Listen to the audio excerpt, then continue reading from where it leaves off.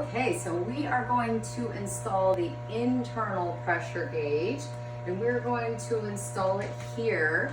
We've set it up as a top entry, so we have two different pieces here.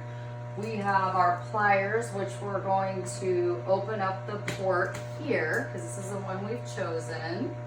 Oops, so counterclockwise, lefty-loosey.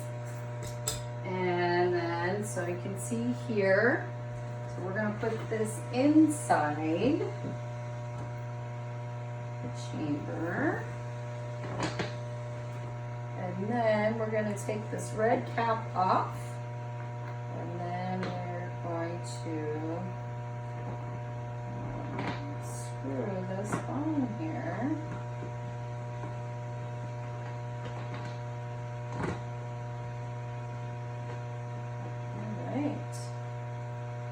And that's really it for installing the internal pressure gauge.